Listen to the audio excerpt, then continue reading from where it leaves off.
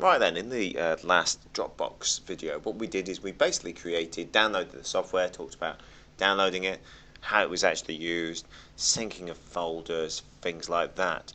In this video, what we're going to look at is sharing those links, because it's all very well and good if you've got files. It's a great way of actually sharing things between one computer and another. But what you may want to do, and as we'll talk about with the QR generator part of it, is that you may want to actually give students access to certain images and in effect put them up onto the web.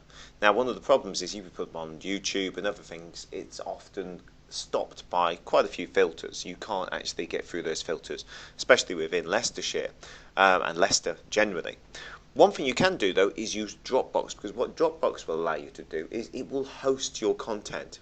Think about it, whenever you sync it, it's automatically sending whatever you've got in your Dropbox up onto the World Wide Web, into the cloud. So all of these images here, and indeed our test one that we used earlier, is up there. It's not accessible at the moment because nobody really knows it's there. Google won't look at it, it's hidden away. But what you can have is it's up on the Dropbox servers.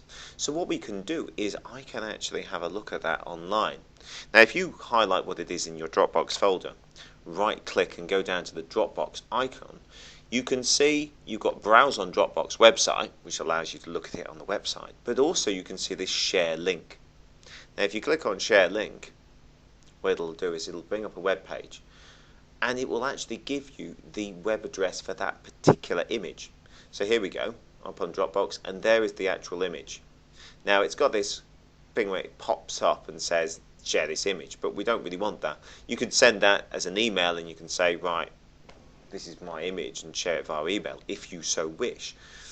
By the way, if you click on it the first time you do this, Dropbox will ask you to verify your email. So the first time you click on share, rather than coming up with this share this image, it will ask you to actually verify your email. Now I have the copy of the verification email that they first sent me, and this is it here. So it says, hi Mark, we just need to verify your email address. In other words, there's a layer of security so that you can basically say, yes, this is me, this image is fine, I'm okay with doing that. Once you click verify your email, away it goes, and it's quite happy then to allow you to actually share those images. There we go. Which allows me to actually have a look at those. But more importantly, if we look at this one, we've actually got this. Now this is a website link, just as you would go to any other website. That is the actual location on the internet for that particular image. Now you might sort of go, well, so what? But think about it. That is now something which people can get to, students can get to. So if it's an MP3 recording, they can get to that. If it is anything else, they can get to it. So be it an image, be it a file, be it a video, they can actually get hold of that particular thing and actually have a look at it. So while that's up in our Dropbox, we can actually use that with a QR code generator to start actually sharing content. Now that's very, very useful for us to actually create key things, create resources for use inside the classroom. And what we'll be talking about later on is how that can actually be used with a QR code generator. So have a look at the QR code generator one. It's also very useful if you want it for anything else as well.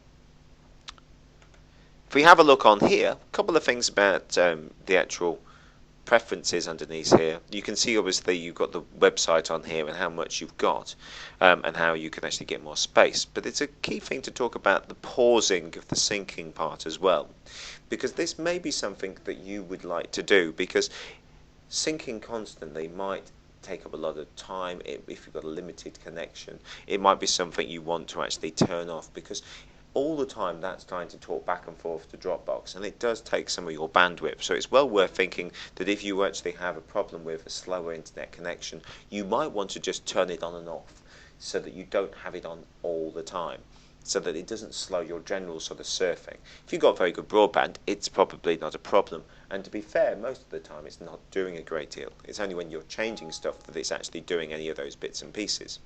But it is something you may wish to get rid of.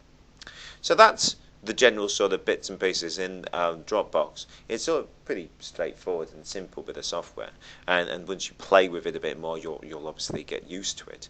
The basics are that you've got a folder that's on your laptop here and wherever other machines that you have. You drop things into there, they appear everywhere else. We also now know that we can share those as well, so each of these images can be shared with anybody as long as they're in our Dropbox folder.